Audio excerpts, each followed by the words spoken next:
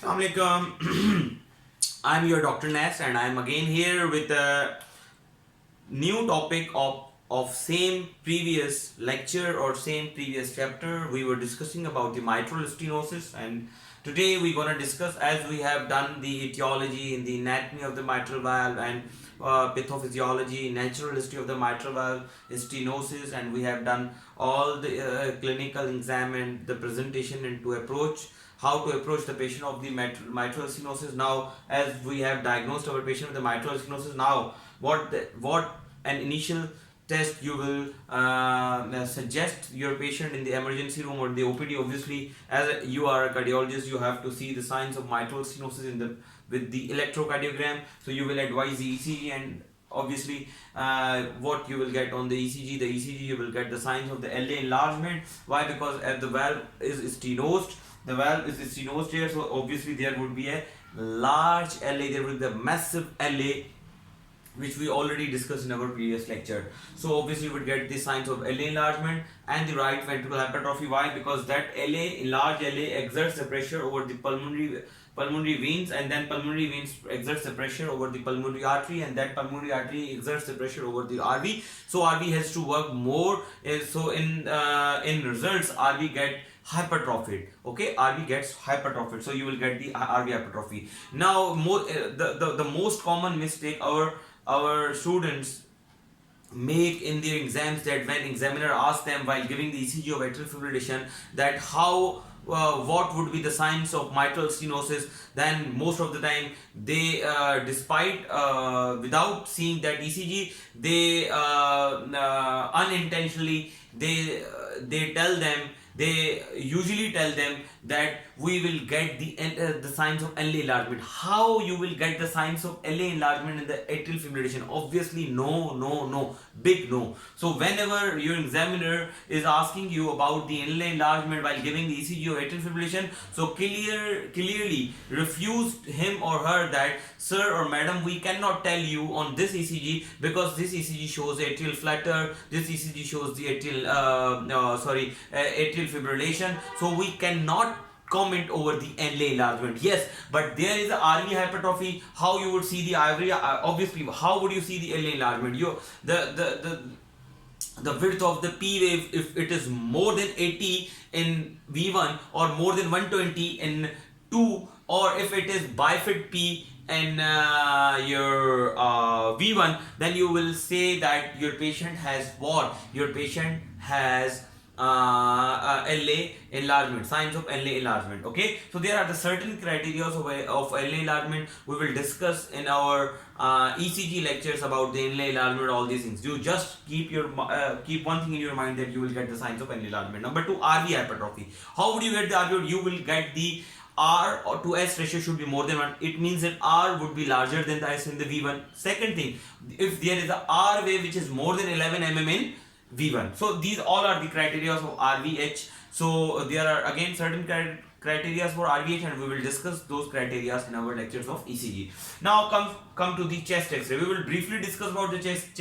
X-ray, and then we will move towards our main topic, that is the echocardiography in mitral stenosis, because the crux to diagnose the mitral stenosis in our patient is the echocardiography. So the important thing which I just want to describe here, that on chest X-ray, obviously you will get the left border, straightening of the left border. So there due to enlargement of LA, so there will be a straight border, left heart border. So you will say that there is a straightening of the left heart border, which shows there is a LA enlargement. And number 2, you get the bat-wing appearance or pulmonary vessels engorged because of the increased pulmonary venous pressure. So you get all these things. And yes, if the CT ratio is increased, it means that your patient would have the concomitant MR, because MR would have caused that the enlarged CT ratio. But if your patient has concomitant any other ischemic heart disease or other causes of low ejection fraction, so you can get the enlarged CT ratio on chest X-ray. Now, the important thing, most of the time examiner asks you on the long case or during long case or the short case of the mitral stenosis, that how would you investigate? Then you will tell that, sir, we will go for the baseline. Then always never ever say that we will go for the baseline. name the particular test you want to, you will have intention, or you have intention to send. Suppose if you are telling your examiner that I would send CBC, then he would ask you what would you see in the CBC. Obviously then you will say that, sir, I will go for the hemoglobin. And why hemoglobin is important? Because in the anemic patients that pressure half time would be increased, and that in anemic patients may your patient presents with the severe symptoms in the moderate MS. Got my point? Because of the anemia, your patient would have the increased pressure of time, and that increased pressure of time falsely presents the patient as this severe mitral stenosis. So you have to tell your examiner that I would like to see the hemoglobin of my patient. Why? Because my patient might have symptoms because of the low anemia, which are superimposed with mitral stenosis. So your patient was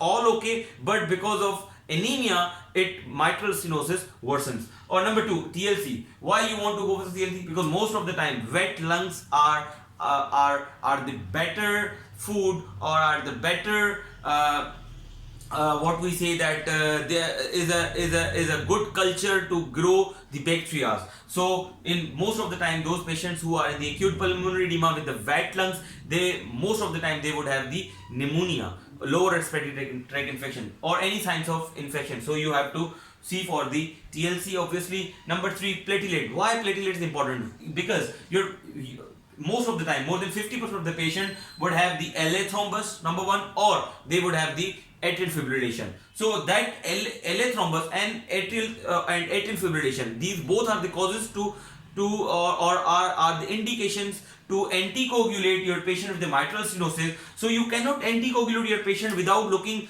for the platelets. Okay, so you have to monitor the platelets, you have to look for the platelets, you have to look for the baseline thrombocytopenia or thrombocytosis if your patient have. So obviously you have to check the baseline platelets of your patient. That's why you would send the CBC, and that's why we usually send the CBC. Number 2, CRET. Why you want to see the CRET? Because obviously CRET is a good indicator of your of the clinical condition of your patient. If your patient has a good urine output and lower and CRET is, if your patient has a CRET within normal limit, it means your patient is pouring out, your patient has good urine output, and your patient has no signs of shock. If your patient's creatinine is worsening, and if it is mounting up, it means that your patient is getting deteriorate. So creatinine is again a good indicator to monitor your patient. Number 2, urea. You have to look, obviously, when you diurese your patient with mitral stenosis because of unloading the LA or unloading or decreasing the RV load, so you are increasing the urea level, you are making your patient dehydrated. So you have to monitor the urea as well, because most of the time, because of the excessive diuresis, we make our patients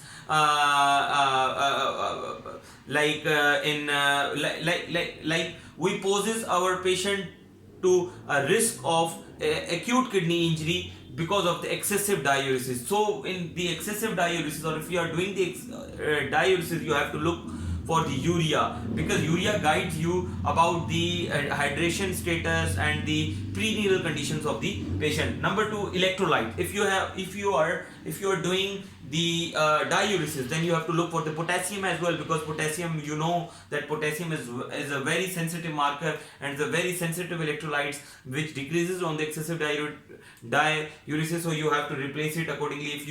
If you will not replace it, then you would get the ventricular arrhythmias or atrial arrhythmias that will not be recovered with the other agents. So you have to look for the magnesium as well, you have to look for the calcium as well, because calcium, there would be the hypocalcemia, hypomagnesemia, hypokalemia with the loop diuretics. So why INA? Obviously, again, you have to anticoagulate your patient, so you have to look for the INA. LFTs. Why LFTs? Because of the mitral stenosis, patient would have the right heart failure, and that right heart failure causes the congestive cirrhosis, and that congestive cirrhosis may cause the acute hepatitis and on the or the signs of hepatitis. So you have to look for the LFTs as well, and the rheumatic fever workup, because you have to evaluate, you have to exclude your patient, that is your patient in the acute rheumatic fever or not. And we have already discussed this rheumatic fever in our rheumatic fever lecture, so you can watch those lectures as well for this rheumatic fever discussion. Now come to the echocardiography. How would you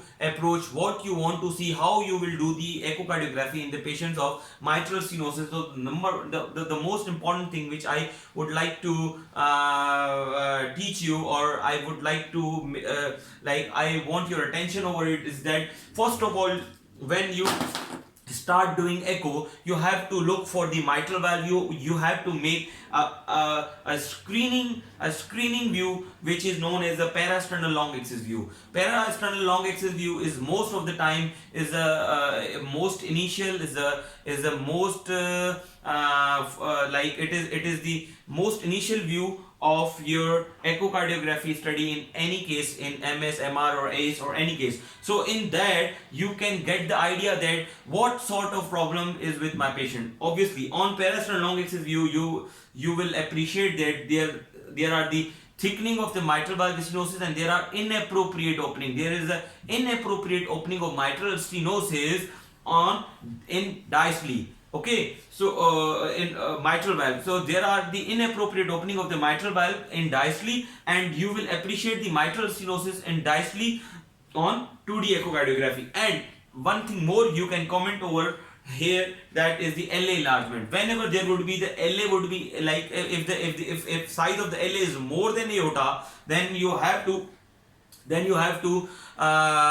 can comment over it that your patient has enlarged LA, okay, and that enlarged LA with restrictive mobility of the mitral valve with thickening and calcified nodules present over the mitral valve indicates that your patient has mitral valve disease, and most likely your patient has post-rheumatic mitral valve stenosis or post-rheumatic mitral valve stenosis. Then you will apply color over it. If you are getting any jet here, like if you are getting any jet here, it means that your patient has MR as well. And if you are not getting any jet here, it means your patient has no MR but the only MS. Then you have to calculate the mitral valve area, obviously, okay. And what else you can get here, that your patient would have the RV hypertrophy here, so you will get the hypertrophied RV on the 2D, which is very less likely, but yes, you may get all these things. Then obviously you will apply a section or a mode, M mode, okay. If you apply the M mode and you cut your heart like at the aorta or at that level where when there is a most when there would be the least opening of your mitral valve, then you exert or you cut the section and you get the M mode. Then then you will get the loss of EF slope. This is E and this is F. Ideally it should be like this. Ideally this should be like this, but because of the mitral valve stenosis, because of inappropriate opening of that mitral valve, LA continuously giving blood to the LV, so blood in early diastole and the late diastole, the flow of the blood remains same.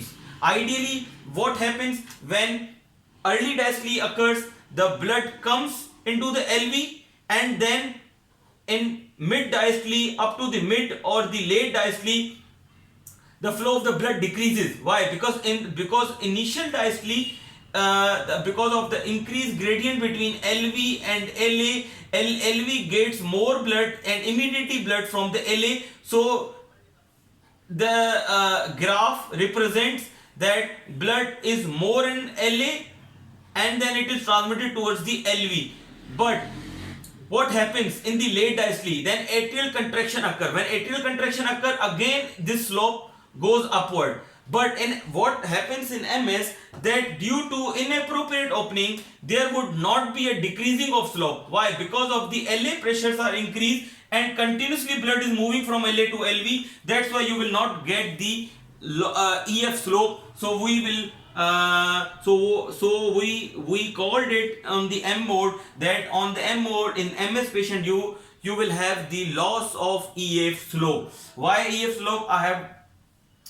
I hope that I have made myself clear. Now the important thing is that after M mode, what can you think? For the planimetry, you have to cut the section, and at that section you have to make a short axis, parasternal short axis view at the mitral valve. So the important thing which I want to clear here is that you have to cut that section, that red line here.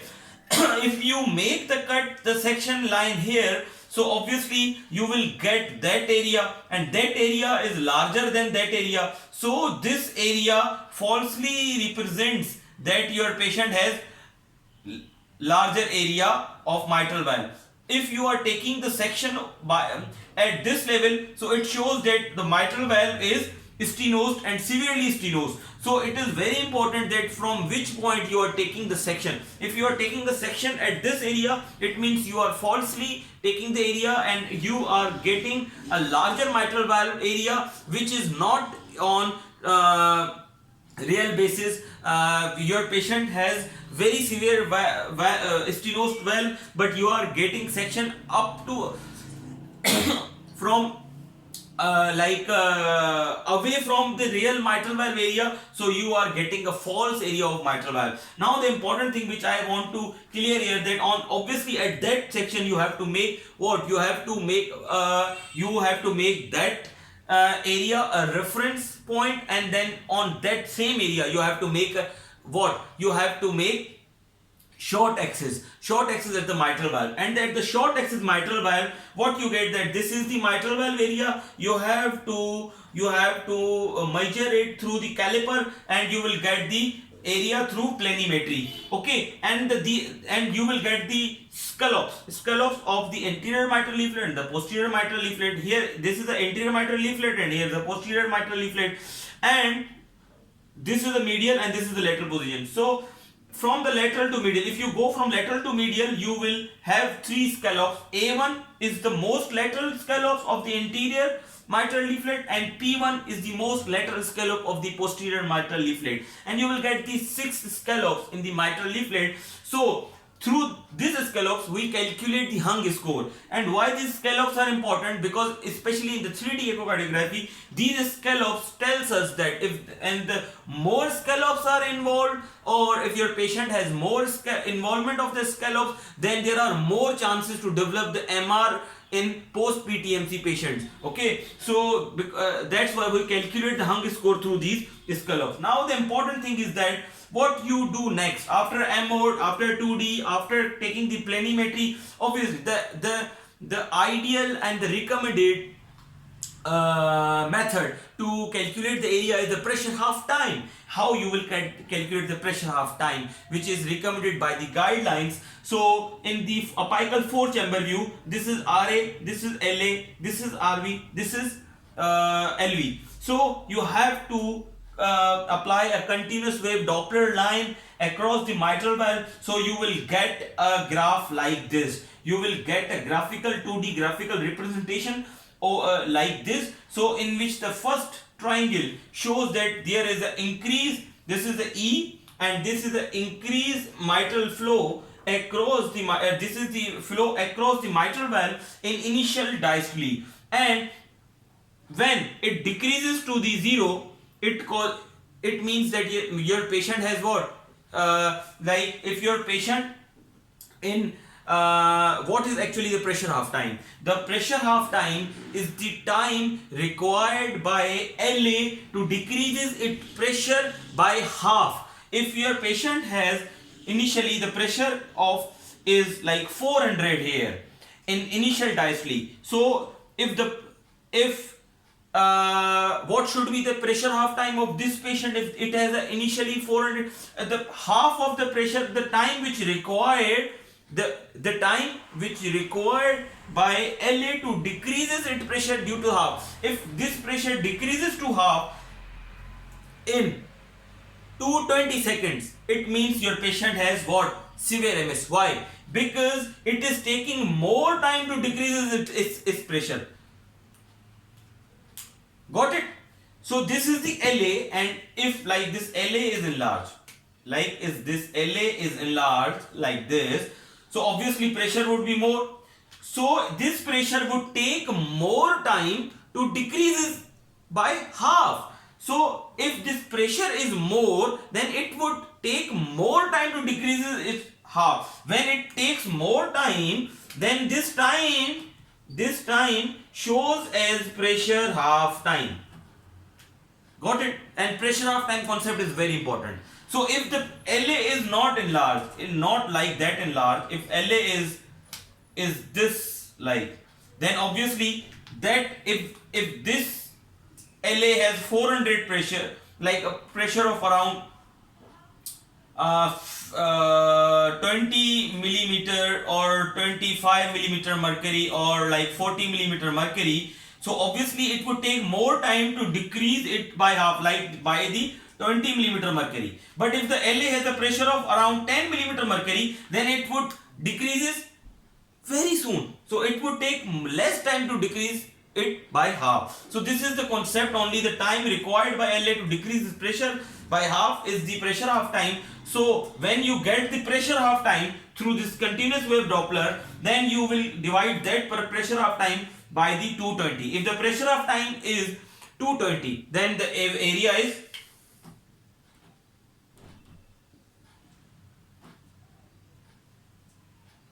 220, then its area is 1. If this pressure half time is around 440, then this pressure of, then the area is 0.5. So this is how we calculate the mitral valve area through this pressure half time. So now what are the problems with that pressure half time? The problems with pressure half time is that post PTMC you cannot calculate the area through pressure half time. Why? Because post PTMC the LA pressures would be increased and that will not decrease immediately after opening the valve. So you will get the false area, or for suppose the conditions in which you the pressure half time would be increased in such as anemic patients, in tachycardic patients, in in patients with failure. So in all these conditions you will get the more pressure half time and your area will be lesser. So for that thing you want to, if you have a discrepancy between this area with pressure half time and the area which you have in the previous echoes, then you can do the planimetry as well. You can get the idea through the planimetry as well. And especially in the post PTMC patient, we do the planimetry, and after 7 to 8 days or 7 to 10 days we get this area through pressure half time. One thing is more in post PTMC patients for which there would be the false pressure half time. Why? Because there would be ASG as well, which decreases the pressure, which actually LA emptying its pressure or blood through two outlets. Number one is ASD and number two is LV. So that's why again you will get the false pressure half time in post PTMC patients. Now the important thing is after this continuous wave Doppler and M mode and all these things, now what are other methods to calculate the mitral valve area? There are two other methods. One is a PISA, proximal isosurface velocity area, and number two is a continuity equation. We will discuss this PISA in detail in the mitral regurgitation, and the continuity equation we have already discussed in the aortic stenosis. So you can watch the lectures about it on in that videos. Now the indication of the transesophageal echocardiography in the mitral valve disease, most of the time if the patient has the concomitant MR and the MS, and you are like very unsure that your patient has a moderate to severe MR. Why? Because if your patient has a moderate MR, you cannot do, if your patient has a moderate to severe MR, you cannot do the PTMC. Why? Because in every PTMC, after PTMC, your patient will have 1 plus more MR after the PTMC. So if you are doing the PTMC on moderate, it means your patient will have after PTMC, the severe MR. So if you have to exactly quantify the mitral regurgitation, for that thing you have to do the transesophageal echocardiography, because in most of the time the mitral, especially in the ischemic one, or the eccentric ones in which are not centrally directed MR, we will discuss all these things in the MR as well. So you have to do the transesophageal echocardiography. Now the important thing here is that for quantification of the MR and the morphology, for suppose if you are not getting the full thickness and you are not sure about the etiology and you want to see the clear morphology or the clear anatomy of the mitral valves, then the transesophageal echocardiography is a good modality. But we rarely use this for the morphology, because nowadays the advanced machinery and the advanced techniques, or you can easily see the morphology on the transesophageal transthoracic echocardiography. Now the LA thrombus. The LA thrombus is very important. Why? Because LA appendage is not is rarely visible on transthoracic echocardiography. It is clearly visible on transesophageal echocardiography. So for LA thrombus you have to do the transesophageal echocardiography. Now the important thing here is that what are the scores to calculate on echocardiography for the suitability of the PTMC. So the scores which you want to calculate for the suitability of PTMC are Wilkin, which is the widely and the most commonly used score. The most commonly which score we use in the world is Wilkin score, and the most of the time the score which is recommended in our guidelines or everywhere is Wilkin as well. So what are in the Wilkin? In the Wilkin you have to four things. Three things are for the valves, and and the one thing only is for the subvalvular apparatus. Three things which you want to see on the valves is the calcium on the valves, number two, mobility of the valves, and number three, the thickening of the valves. Okay, calcium on the valves, mobility on the valves, and thickening of the valves. Okay, and the thing which you want to see on subvalvular apparatus is only thickening of the subvalvular apparatus. Okay, so the total score is 16. If the score is less than 9, then most of the time your patient has a suitable, like it is suitable for the PTMC. And if your patient has a score of like more than 13, then your patient has, most of the time your patient, it means that your patient has what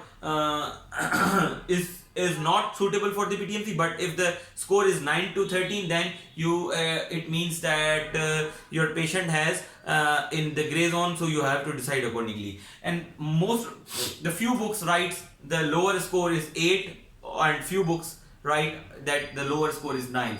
The few books write about the upper score is 11, and few books write about the 12 or 13. So you have to the mandatory thing is that to calculation of the Wilkin score, know about the things which are present in the Wilkin score. Number two, hung score. As I told you that hung score is calculation of the scallops which are involved in the mitral valve, because the more the scallops are involved, the more are the chances to develop the MR in the patients with post PTMC. Okay, in the post PTMC patients. Now the important thing is that what are other scores. Most of the time examiner after asking these two things usually ask about the further names of other scores.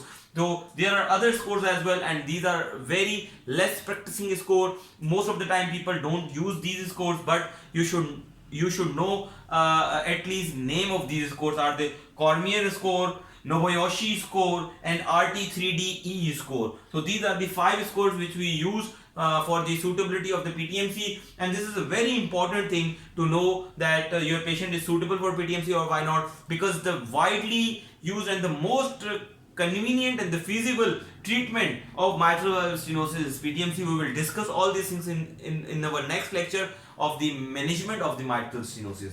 I hope that I have made myself clear, so please spread the word of this word of knowledge, spread these videos, so as much as people get benefit from these videos. I hope that you have already subscribed my channel and press the bell button for the future updates. Thank you.